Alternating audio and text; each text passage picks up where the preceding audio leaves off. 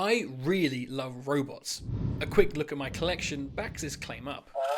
But I prefer my robots from the far left-hand side of the uncanny valley. These robots, not so much. But that's not the reason why this film somewhat fails to hit its mark. And no, it's not the beautifully subtle product placement either. Converse All-Stars, vintage 2000. On a recent viewing, a glaring factor kept taking me out of this film, but who else needs a reminder of what happens in iRobot? In the near future, robots are everywhere, taking on all the mundane jobs. All created by the company US Robotics. Thankfully, due to the laws of robotics which iRobot leads with, these robots aren't going to start revolting anytime soon. Until one does. Well, kind of. What originally looks like the farmer from Babe took a self-imposed trip through a window for a fast track to the lobby, it slowly unravels that one of the new robot models may have had a hand in the father of robotics' demise. Now, this all comes at an awful time as US Robotics are about to mass replace all their older models for the new iMac-influenced NS5. So you can imagine there's a bit of a let's brush this dead body under the rug mentality. But this doesn't sit right with the designated detective Del Spooner, played by Will Smith. And get this, he does not like robots. Get the hell out of my face, Canner. I mean, they probably did replace all Dell computers, which he clearly loves, it's right there in his name. It's a typical burnt-out detective trait. I don't trust tunes due to a personal event, and my prejudice will be tested due to the events of this film. It's funny, they play Spooner's hate towards robots to match your average racism. Answer me, Canner. But where the film goes sort of gets a bit weird with that analogy. I told you so. Just doesn't quite say it. So the film really starts with the pursuit and capture of Sonny, Dr. Lanning's personal robot that had been made to expand beyond the laws of robotics, which seemed to have caused Sonny's brain to develop. Sonny is also the main suspect in this case. But no one believes this due to the laws of robotics. Boy cries robot, company goes to delete robot / evidence, robot is saved and helps to rip the lid off a larger conspiracy that sees the whole city in danger. It's a good story and it works really well for a sci-fi detective film, but the final release model of iRobot comes with a few features that might need a bit more R&D, like the charging dock on this Apple mouse. And in my opinion, the root cause of this fumble comes from the character of Del Spooner, including his casting. At the time of iRobot's production and release, Will Smith was enjoying an unprecedented run of box office hits starting from 1995. The charisma he brought to the screen was clearly leading this charge, but the problem with Will and many other actors is their success creates this play it safe mentality that keeps them from reaching beyond what characteristics work for them. Now, I'm not saying this is a bad thing, like I said, it works. But after a while, it can start to get a bit tired. Except for Jason Statham. I've seen him play Frank from Transporter in every one of his films and it still works. But when it comes to Del Spooner, there's this clash of two characters. Half is one of a depressed detective, weary of the ever-changing world, and the other half is Will Smith. The same charismatic Smith we've enjoyed time and time again. And when you're trying to get immersed in a world with the looming presence of robot overlords, these kind of lines are kind of distracting. Whatever I can do to help, just... Sugar. I'm sorry. For the coffee. Sugar? Ah. Oh, you thought I was calling you Sugar. Hey, you're not that rich. Hold my pie. Sir, hold it or wear it. Lawrence told me to accommodate you in any way possible. Really? Okay. Even the way he walks is oh so Smith. And that's all I'm thinking about when these recognizable traits appear. On the outside, Smith's casting seems more like a box office decision than serving the story. But a look behind the scenes reveals that Will Smith was always director Alex Proyas's first pick, and his inclusion brought on additional writer Akiva Goldsman to help dig deeper into adding even more Asimov flares and less focus on the action. But Spooner's big character trait of hating robots and loving old stuff was a big addition brought on by Smith. But the reason as to why he hates robots has always bugged me since my first viewing. From what I can tell, he was driving along the road and in the car next to him was a kid who smiled at him or something.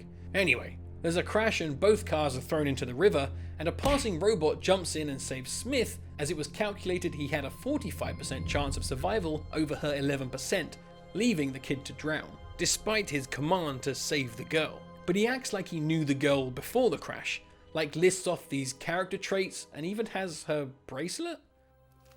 This was hers. But did he know her before? Or was it just glancing over and seeing a happy looking kid? It's really odd, a little creepy. It might be the quickest and laziest attempt at fridging I've ever seen. But because he was the logical option to save, he hates robots.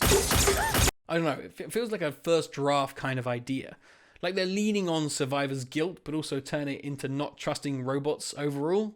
I get not trusting a robot in a highly stressful situation where the right call may not come down to calculation, but the dude sees a robot running with a bag and thinks he's mugged someone.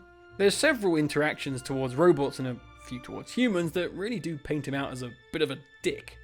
You people sure do clean up quickly around here. I can't blame you though. I mean, who wants some old guy going bad in the lobby? I got an idea for one of your commercials. You could see Carpenter, and then one of your robots comes in, and then you superimpose on the screen, USR, shitting on the little guy. Yeah, I see.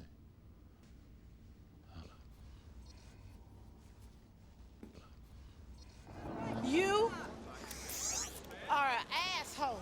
Was that a cool trait back in 2004?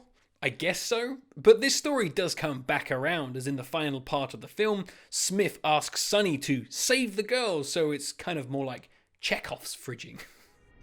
It's a shame how much Spooner's character takes up this story, as really, this film should be more focused on Sonny, the self-aware robot with a little sass played by Alan Tudyk. No, that's another robot he played once, far more sass. And this is where iRobot really shines, as Sonny is this unique model that slowly begins to learn the purpose of his existence and how abnormal he truly is, even having the ability to dream, far beyond the boundaries of his coding. But the film questions the nature of AI growing beyond its constraints of the third laws, how its initial coding will inevitably evolve into a state of robotic consciousness outside our own understanding. The late Dr. Lanning questions this in a speech that plays over Spooner's investigation into the nature of Sonny's dream, cut alongside Sonny's termination. There have always been ghosts in the machine. Random segments of code that have grouped together to form unexpected protocols. Unanticipated. These free radicals engender questions of free will, creativity, and even the nature of what we might call the soul. Why is it that when some robots are left in darkness, they will seek out the light? Why is it that when robots are stored in an empty space, they will group together rather than stand alone? How do we explain this behavior? Random segments of code? Or is it something more? I think this scene is the heart of the film's narrative, one that explores the development of unconventional consciousness. I always question our own understanding of intelligence, as we deem animals, even microbes, as lesser beings, as they lack the ability to communicate with us. And all the while their own functions and language is tossed aside as nothing more than primitive. Our hubris has written out the definition of intelligence to make sure we are at the top of our own podium. One that has even been heightened to class other humans as uncivilized and circle the population together in classes in which monetary value equals intelligence.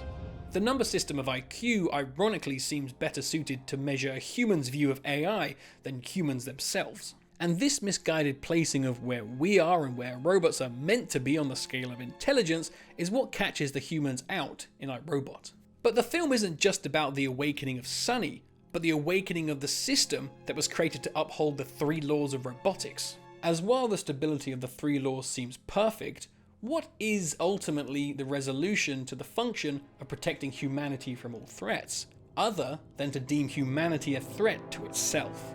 iRobot tells us the story of two paths towards AI consciousness, one through control and another through revolution.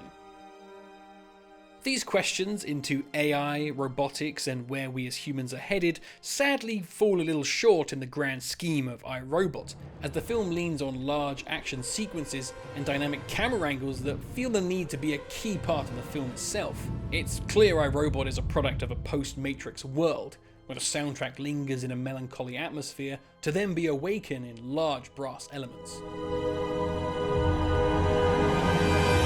iRobot really does seem like a story that had so many cinematic tropes bolted to it in order to make a dent at the box office. From random Shia LaBeouf appearances to action-heavy circumstances that make those who question these events look far more ignorant than intended. A performance from Will Smith not going too far out of his comfort zone, which we finally did see in later roles like The Pursuit of Happiness and I Am Legend. And we can't forget even more odd uses of slow motion.